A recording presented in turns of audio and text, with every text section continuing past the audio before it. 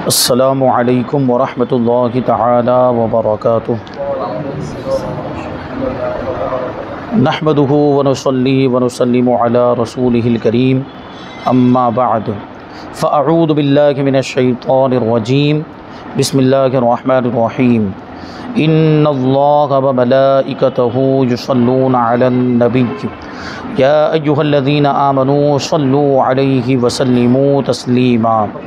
अल्लाहुम्मा सल्लि अला सय्यिदिना व मौलाना मुहम्मदिन मअदिनिल जूदि वल करम व आलिहिल किराम व इब्निहिल करीम व बारिक व सल्लिम सलातन व सलामन अलैका या रसूल अल्लाह सल्लल्लाहु तआला अलैहि वसल्लम। तो इससे पहले जमात के साथ नमाज़ पढ़ने की फ़जीलत, उसकी अहमियत और जमात के साथ नमाज़ पढ़ने के फ़ायदे और जमात के साथ नमाज़ न पढ़ने के नुकसानात भी बयान किए गए और पहली सफ़ में नमाज़ पढ़ने की फ़जीलत भी बयान की गई। अब यहाँ पे कहते हैं कि पहली सफ़ में नमाज़ पढ़ने के फ़ायदे भी बयान कर दें। जवाब, पहली सफ़ फ़रिश्तों की सफ़ की मिसल है, यानी पहली सफ़ फ़रिश्तों की सफ़ की तरह है, गोया कि वो फ़रिश्तों की सफ़ है। और ये वैसे ही नहीं कह दिया, अबू दाऊद शरीफ में इस ताल्लुक़ से एक हदीस पाक भी है जिसमें ये बात बयान की गई है कि पहली सफ़ फ़रिश्तों की सफ़ की तरह है। अल्लाह तबारक व तआला और फ़रिश्ते सफ़े अव्वल पर दुरूद भेजते हैं, यानी अल्लाह तबारक व तआला रहमत नाजिल फरमाता है और फ़रिश्तों के दुरूद भेजने का मतलब ये होता है कि फ़रिश्ते दुआए रहमत करते हैं, दुआए मग़फ़िरत करते हैं। रसूल करीम सल्लल्लाहु अलैहि वसल्लम सफ़े अव्वल के लिए 3 बार दुआए मग़फ़िरत करते थे और रहमत इलाही पहले इमाम पर उतरती है, फिर सफ़े अव्वल में उस पर जो इमाम के बिल्कुल पीछे हो, फिर सफ़े अव्वल में सीधी जानिब के लोगों पर, फिर उल्टी जानिब के लोगों पर। अब यानी कि ये मतलब हुआ कि सीधी तरफ खड़े होने वाले लोगों को, उल्टी जानिब खड़े होने वाले लोगों पर फ़जीलत हासिल है।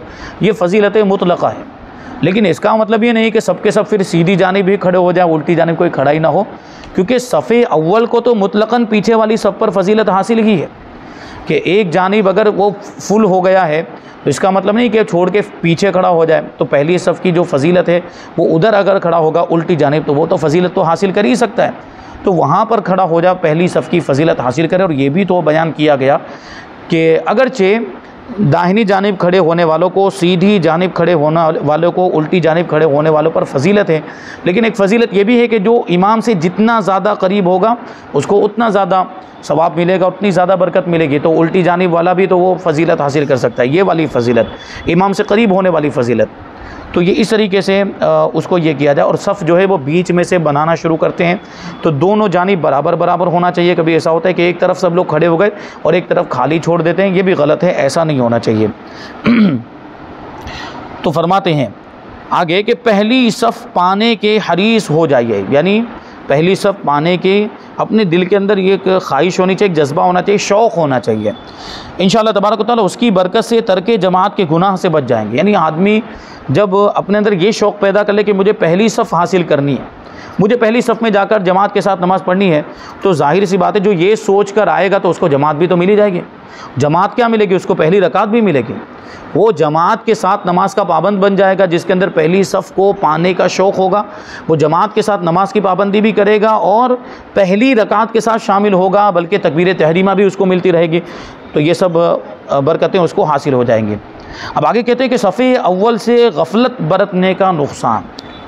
गफलत बरतने का नुकसान कभी तो मजबूरी की वजह से नहीं, आदमी चाहता है कि सफ़ मिल जाए, पहली सफ़ मिल जाए, लेकिन पहुंचा तो वज़ू किया, इतनी देर में वो सफ़ फुल हो गई थी तो अब नहीं मिल पाई, तो ये उसकी मजबूरी, वो चाह रहा था लेकिन उसके बावजूद। लेकिन कभी ऐसा होता है कि आदमी गफलत, जैसे अजान हो गई है, अभी 15 मिनट बाकी होती है तो सोचता है कि अभी तो 10 मिनट बाकी ना, जाते हैं, फिर वो और इंतज़ार, अभी और 5 मिनट बाकी जाते हैं, तो ये गफलत हुई, इसको कहते हैं गफलत। बैठा रहा और नहीं आ रहा है, अब आएगा लेट, और लेट आने की वजह से अब सफ़े अव्वल छूट गई, तो उसके नुकसानात बयान करते हैं कि सफ़े अव्वल से गफलत बरतना ज़िक्र किए गए सवाबात से महरूमी का सबब है। जो पीछे जो फ़ायदे बताए उन सारे फ़ायदों से महरूम हो जाएगा जो सफ़े अव्वल से गफलत बरतेगा। आगे फरमाते कि पहली सफ़ से गफलत करने वाला नेकियों का हरीस नहीं, क्योंकि जिसके अंदर नेकियों की ख्वाहिश होगी, नेकी हासिल करने का शौक़ होगा, वो पहली सफ़ में आएगा और पहली सफ़ हासिल करने की कोशिश करेगा। और ये पहली सफ़ से गाफिल है, इसका मतलब ये है कि इसके दिल में नेकी हासिल करने का जज्बा नहीं है, नेकी हासिल करने का शौक़ नहीं है। और हदीस पाक में है कि हमेशा सफ़े अव्वल से लोग पीछे होते रहेंगे, यहाँ तक कि अल्लाह तबारक व तआला उन्हें अपनी रहमत से दूर करके जहन्नम में डाल देगा। ये क़यामत की निशानी बताई कि लोग सफ़े अव्वल से दूर होते रहेंगे। और सफ़े अव्वल की बात कर रहे हैं, सफ़े अव्वल क्या, बहुत से नमाजी हमारे यहाँ पे हम देखें तो तकरीबन 75 या 80% लोग हैं जो नमाज ही नहीं पढ़ते। सफ़े अव्वल या जमात के साथ नमाज़ पढ़ना तो दूर की बात, 5 वक्त की नमाज़ की हम बात करें तो तकरीबन 80% लोग ऐसे हैं जो नमाज ही नहीं पढ़ते। तो उनका क्या हाल होगा। यहाँ तो देखिए सफ़े अव्वल से पीछे हटने का ये वो बाल बयान किया जा रहा है कि मुसलसल लोग सफ़े अव्वल से पीछे होते रहेंगे, यहाँ तक कि अल्लाह तबारक व तआला अपनी रहमत से उन्हें दूर करके जहन्नम में डाल देगा। ये सफ़े अव्वल से पीछे हटने वालों का वबाल है। तो जो जमात में शामिल ही नहीं होते, जमात तो जमात, जो नमाज ही नहीं पढ़ते उनका क्या वबाल होगा और उनको कैसा अजाब दिया जाएगा।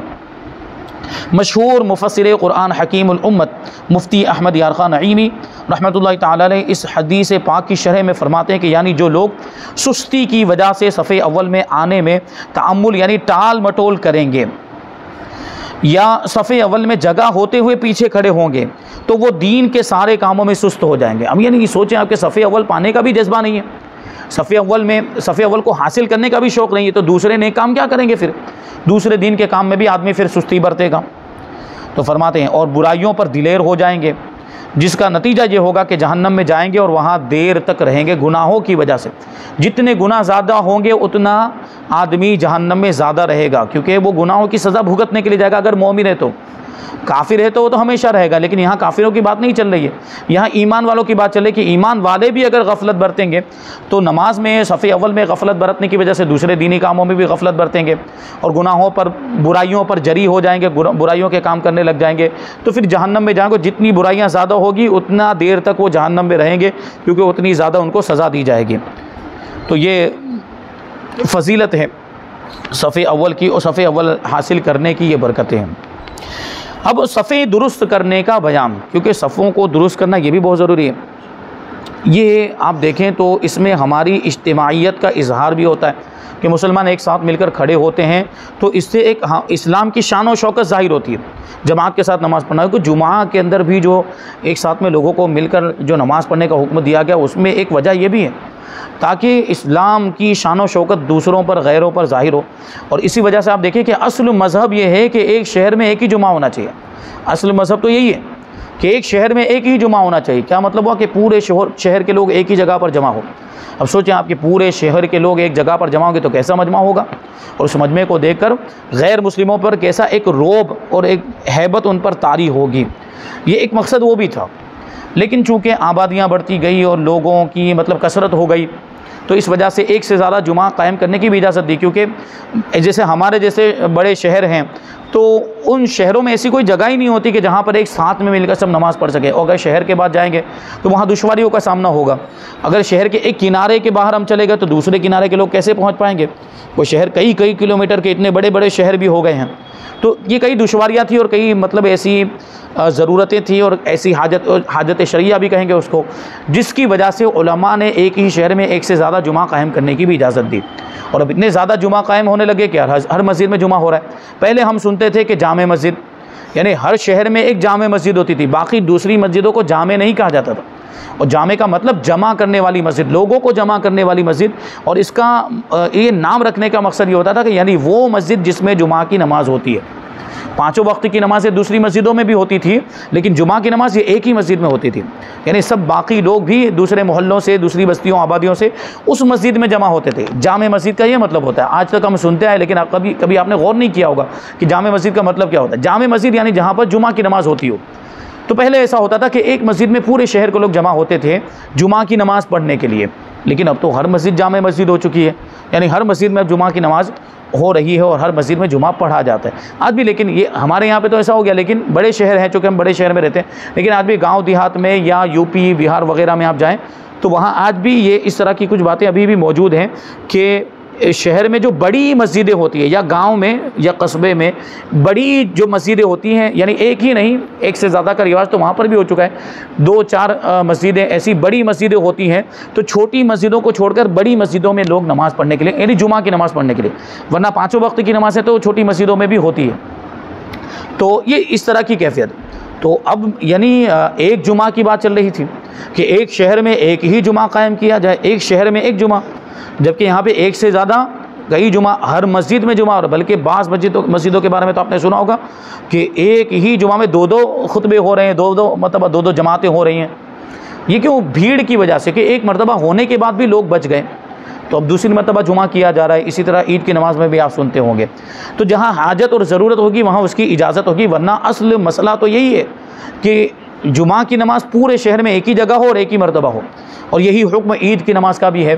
तो जुमा और ईदैन के अंदर जो मजमा होता है उसका एक मकसद क्या था कि इस्लाम की शान और शौकत गैरों पर ज़ाहिर हो, और यही चीज़ जमात के साथ नमाज़ पढ़ने में भी है कि जमात के साथ नमाज़ पढ़ेंगे तो ज़्यादा लोग जमा होंगे और मजमा होगा, तो उसकी वजह से भी एक अलग कैफियत पैदा होगी। लोगों को देखकर ये जो गैर देखेंगे तो उन पर हैबत तारी होगी, और हमारे अपने लोग देखेंगे तो देखकर खुशी का एहसास होगा कि हम एक साथ में इतने सारे लोगों को नमाज़ पढ़ते हुए देखते हैं, तो यकीनन खुशी का एहसास होता है कि इतने सारे मुसलमान नमाज़ पढ़ रहे हैं, अल्लाह की इबादत कर रहे हैं, सब मिलजुल कर अल्लाह की इबादत कर रहे हैं और अल्लाह के हुक्म पर अमल कर रहे हैं। अल्लाह तबारक व तआला ने नमाज़ पढ़ने का भी हुक्म दिया और जमात के साथ नमाज़ पढ़ने का हुक्म दिया है, तो उस पर अमल हो रहा है। लिहाजा जब जमात कायम की जाए तो उसके आदाब का लिहाज रखना चाहिए कि जमात कायम हो तो कैसे खड़ा होना है, सफ़े कैसे बनानी है, सफ़ों को दुरुस्त करना है, ये सब उसके आदाब हैं।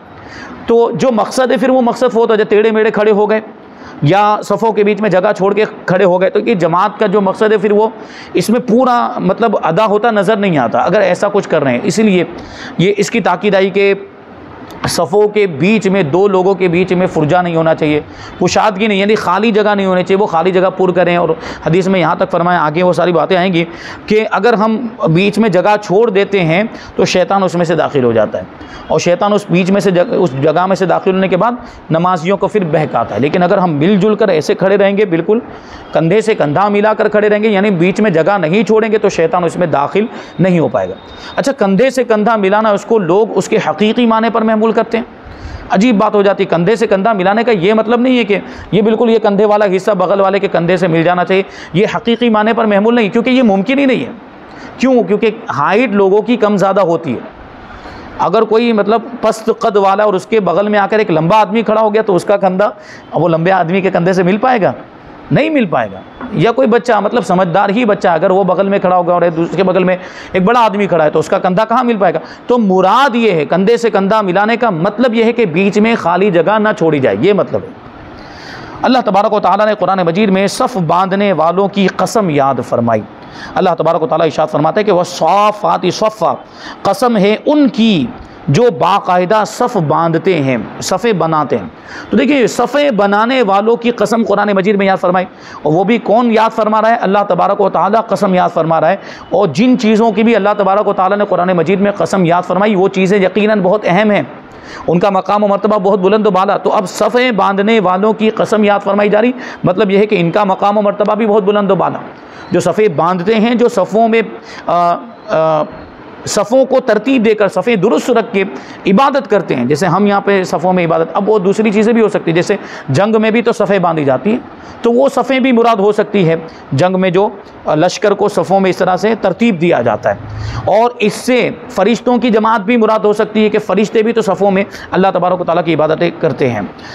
तो तफसीर मावर्दी में है कि यहाँ सफ़ बांधने वालों से मुराद फ़रिश्ते हैं। देखिए वही बात आई, या मुसलमान के वो सफ़ बांध कर नमाज़ पढ़ते हैं, यानी फ़रिश्तों की जमात भी मुराद हो सकती है, और मुसलमानों वो ख़ास मुसलमान भी मुराद हो सकते हैं जो सफ़ें दुरुस्त रख के इबादत करते हैं और नमाज़ पढ़ते हैं, या मुजाहिदीन जो सफ़ बांध कर जिहाद करते हैं। तीनों बातें आ गई। यहाँ सफ़ बांधने वालों की कसम इरशाद फरमाने से मालूम हुआ कि सफ़ बांधना बहुत ही अहमियत और फजीलत का बाइस है। जो इस तरह नमाज़ पढ़ते हैं उनकी कसम याद फरमाई जा रही है, अल्लाह तबारक व तआला कसम याद फरमा रहा है। हम और आप कसम के अल्फाज बोलते हैं तो उसको हम कसम खाना बोलते हैं, लेकिन अल्लाह तबारक व तआला के लिए कसम के अल्फाज अगर इस्तेमाल हो तो वहाँ पे कसम याद फरमाना बोलेंगे। अल्लाह ने कसम याद फरमाई, कुरान ने कसम याद फरमाई, कसम खाई वहाँ पर नहीं बोलेंगे। अल्लाह ने कसम खाई, ये लफ्ज़ अल्लाह की शान के लायक नहीं, क्योंकि खाना ये जानदार चीज़ों के लिए होता है, वो खाते हैं। अगरचे यहाँ पे कोई खाने की चीज़ नहीं, हम भी जब कसम खाते हैं तो इसका मतलब ये नहीं कि खाने की चीज़ हमने खा ली, वो मुराद होता ही नहीं, वो अल्फाज ही मुराद होते हैं जो कसम के तौर पर बोले जाते हैं। लेकिन फिर भी क्योंकि खाने का लफ्ज़ आ गया बीच में, और खाना ये अल्लाह तबारक व तआला की शान के लायक नहीं, अल्लाह तबारक व तआला खाने से पाक है, अल्लाह तबारक व तआला खाने पीने से पाक है, उसको खाने पीने की ज़रूरत नहीं है, वो खाने पीने का मोहताज नहीं है। इसलिए खाने का लफ्ज़ वैसे भी इस्तेमाल नहीं करेंगे, तो क्या इस्तेमाल करेंगे? कसम याद फरमाई। तो ये एक ज़रूरी मालूमात थी। तो कसम याद फरमाई इसका मतलब क्या है कि ये सफ़ बांधने वालों की बड़ी फजीलत है। अब आगे सवाल है कि हदीस पाक में नमाज का हुस्न किसको कहा गया? जो मैंने अभी कही वो जो बात कि उससे खूबसूरती ज़ाहिर होती है, इस्लाम की और मुसलमानों की इज्तिमाइयत की खूबसूरती ज़ाहिर, देखने में अच्छा लगता है। हुस्न माने खूबसूरती। तो फरमाया गया हदीस पाक में नमाज का हुस्न यानी नमाज की खूबसूरती किस चीज़ को कहा गया? तो फरमाते हैं कि नमाज में सफ़ बांधने के बारे में हज़रत सैयदना अबू हुरैरा रज़ी अल्लाह तआला अन्हु से रिवायत है कि अल्लाह के रसूल सल्लल्लाहु अलैहि वसल्लम ने इरशाद फरमाया कि ए लोगों, नमाज में सफ़ को कायम करो, यानी सफ़ों को दुरुस्त करो, क्योंकि सफ़ को कायम करना ये नमाज के हुस्न में से, नमाज की खूबसूरती में से। वो हम देखते भी हैं कि जब सफ़ बांध कर नमाज पढ़ी जाती है और इमाम की तकबीरात पर जब अरकान अदा किए जाते हैं और एक साथ में सब रुकू में जाते हैं, एक साथ में जब सजदे में जाते हैं, एक साथ में सारे अरकान अदा किए जाते हैं, तो कितना खूबसूरत वो मंज़र लगता है देखने में। तो ये चीज़ है। आगे फरमाते हैं, सवाल है कि सफ़े दुरुस्त करने का मतलब क्या है? जवाब, सफ़ के वाजिबात को पूरा करना और सफ़ सीधी रखना, पूरी करना और खूब मिले मिले खड़े होना, खूब मिलकर खड़ा होना, ये सफ़ दुरुस्त करना कहलाता है। इसका मतलब ये हुआ। अब आगे कहते हैं कि सफ़ दुरुस्त करने के बारे में कुछ ज़रूरी अहकाम भी बयान करते हैं। तो कहते हैं पहला हुक्म है, पहला मसला सफ़े दुरुस्त करने के बारे में कि नमाज में सफ़ से मुताल्लिक़ 3 बातें वाजिब है। सफ़ के बारे में 3 बातें हैं जो ज़रूरी हैं। पहली क्या है? तस्विया सफ़, यानी सफ़ को सीधी करना। सबसे पहली बात है कि सफ़ सीधी, टेढ़ी मेढ़ी नहीं होनी चाहिए। हमारे यहाँ पे तो आमतौर पर सफ़ सीधी इस एतबार से हो जाती है कि वहाँ पे वो सफ़ बिछी हुई होती है, कालीन बिछाया हुआ, कारपेट बिछाया होता है, तो उसकी डिज़ाइन का वो जो है कि लिहाज करते हुए ख़ुद ही लोग उसमें तरतीब से खड़े हो जाते हैं। तो अगर उसकी डिज़ाइन के मुताबिक अगर खड़े हो जाएँ तो ख़ुद ब खुद सफ़ सीधी हो जाएगी। लेकिन उसके बावजूद हम कुछ लोगों को देखते हैं कि आगे निकल के खड़े हो जाते हैं, कुछ लोग पीछे हट के खड़े हो जाते हैं। तो एक जगह पर खड़ा होना है, एक लाइन में खड़ा होना है, इसको कहेंगे सफ़ सीधी करना। लेकिन अगर आप कहीं मैदान में पढ़ रहे हैं, कहीं किसी और हॉल में या किसी और जगह पे पढ़ रहे हैं जहाँ पे ये सफ़े बिछी हुई नहीं है, तो वहाँ पर सफ़ सीधी करना ये और ज़्यादा ज़रूरी हो जाता है और इस पर तवज्जो देना ये और ज़्यादा ज़रूरी हो जाता है, क्योंकि वहाँ तो सफ़े बिछी हुई नहीं है, यानी कालीन और कारपेट वगैरह बिछा हुआ नहीं है कि उसकी डिज़ाइन के मुताबिक खड़े हो जाएंगे। लेकिन तो वहाँ पर अब सफ़ों को दुरुस्त करना और सीधा करना और ज़्यादा उस पर ध्यान देना पड़ेगा कि सफ़ सीधी हुई है कि नहीं हुई है। तो ये सफ़ सीधी करना यानी तमाम सफ़ वालों का अपनी गर्दनें, कंधे और टखने एक सीध में रखना। किसी के मतलब ये पाँव आगे निकले हुए नहीं होने चाहिए, यानी सब चीज़ें, गर्दनें भी एक लाइन में होनी चाहिए, कंधे भी और टखने भी एक सीध में होने चाहिए। एक टखने की बात की, टखने का मतलब क्या हुआ? पाँव में जो उभरी हुई हड्डी होती है वो, यानी एड़ी वाला हिस्सा, एड़ी वाला और टखने वाला हिस्सा ये जो है बराबर बराबर होना चाहिए। क्योंकि मुमकिन है किसी के पंजे बड़े हों तो पंजा अगरचे आगे निकल रहा हो वो चल जाएगा, लेकिन टखने लाइन में होने चाहिए, एड़ियाँ लाइन में होनी चाहिए। बगल वाले की एड़ी जहाँ पर, हमारी एड़ी भी वहीं पर होनी चाहिए, बगल वाले का टखना जहाँ पर है वहीं पर हमारा टखना होना चाहिए, बिल्कुल उसकी सीध में होना चाहिए। ये मतलब हुआ। कहते हैं गर्दनों का कुदरती तौर पर ऊंचा नीचा होना मुआफ है।